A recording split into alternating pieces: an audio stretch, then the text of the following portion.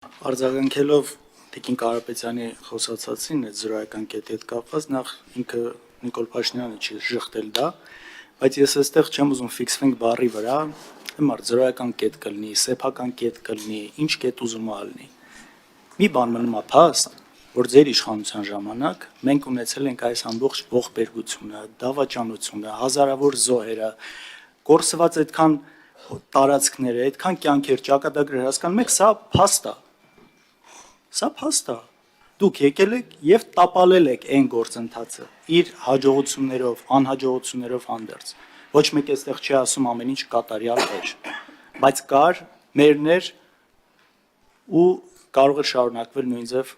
մինչև որ կհասնենք մեր համար ցանկալի կամ գոնե ոչ այսքան ողբերգական արդյունքին, իսկ դա շատ լավ հնարավոր էր։ Հիմա երբ որ խոսում ենք մանիպուլյացիաներից, շատ sense տարօրինակ է հնչում, երբ որ իշխանական պատգամավորները իշխանությունից անընդհատ մանիպուլյացիա բառն ասում։ Հասկանում եք, սրա մեջ ձեզ ուղղակի ոչ մեկ ինձ թվում է միջազգային ոչ միայն Հայաստանում, այտենց չեմպիոն եք, որովհետև այն մանիպուլյացիաների քանակը, այն այտենց կեղծ երկընտրանքները նույն այս թեմայով, այդ եթե սա չանենք պիտի պատերազմ լինի, ու նաև այս ամբողջ ողբերգությունը, որ բերվել է, սա ինչ որ ձև պատճառաբանելու, մեղքերը ցրելու համար մեղավոր են բոլորը, չգիտեմ, ռուսները, նախկինները էս են։ Հիմա այս մանիպուլյացիաներից ու ստի մի հատ լավ օրինակ հենց եղավ այս ընթացքում, երբ որ արձագանքի ժամանակ Արարատ Միրզոյանը ասում է դուք Ստամբուլի գագաթնաժողովում ճանաչել եք Ադրբեջանի տարածքային ամբողջականությունը։ Հասկանում եք, լավ, սրա մասին Նիկոլ Փաշինյանն էր խոսել, կարծեմ 21 թվին, հետո Ալեն Սիմոնյանն ա կրկնել։ Այս կա, չէ՞, փաստաթուղթը կա։ Նայել եք, հետո հրապարակել ենք, մենք էլ ենք սրա մասին խոսել։ Վերջի վերջո շատ պարզ գրված է այս փաստաթղթում, այն ինչ կա, երբ որ խոսք է գնում ԵԱՀ-ական դիրքորոշում է հայտնում Հարասլավիայի Դաշնային Հանրապետության 4-րդ կետով, Բոսնիայի եւ Հերցեգովինայի հետ կապված կոնֆլիկտին 6-րդ կետն է, Վրաստանի մասով 15-րդ կետն է, Մոլդովայի մասով 18-րդ կետն է եւ Ռուսաստանի Դաշնության մասով 23-րդ կետն է։ Բոլոր այս կոնֆլիկտների մասով օգտագործում է հանգուցալուծումը տեսնում է ինքնիշխանության եւ տարածքային ամբողջականության սկզբունքները հարգելով։ Առանձին կետ կա 20-րդ կետը, որը վերաբերում է Արցախին, որտեղ բացարձակապես խոսք չկա տարածքային ամբողջականության մասին։ Եվ սա բերել 2025 թվականին, ասել որ 99 թվին դուք ճանաչել եք սրանով Ադրբեջանի տարածքային ամբողջականությունը, չգիտեմ, նորմալ բառով դժվար է նկարագրել, այս են փայլուն, սուտնա ու մանիպուլյացիան, որն արվում է։ Հիմա ինչ վերաբերում է մնացածին։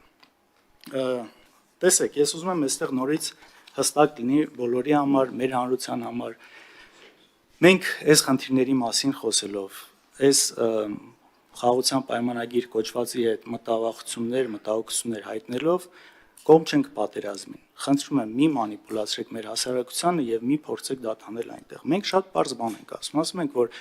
հատկապես վերջին 4 տարիների գործողությունները, իրադարձությունները, Ադրբեջանի կեցվածքը, ռետորաբանությունը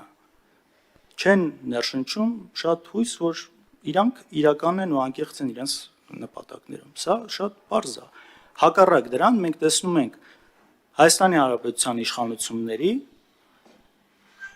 այս միակողմանի զիջումները անդադար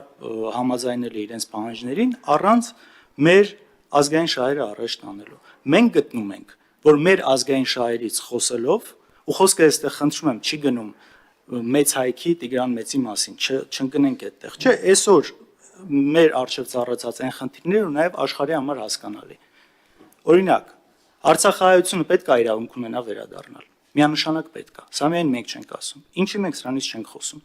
Իրատեսական է այս պայն, ոչ, միգուցե շատ իրատեսական չի, բայց արդյոք դա նշանակում է, որ ուրեմն չպիտի խոսենք, չեմ կարծում։ Դա մեր եւ բանակցային դիրքն ավելի ուժեղ դարձնում, եւ մեր արգումենտներն ավելի ուժեղ դարձնում։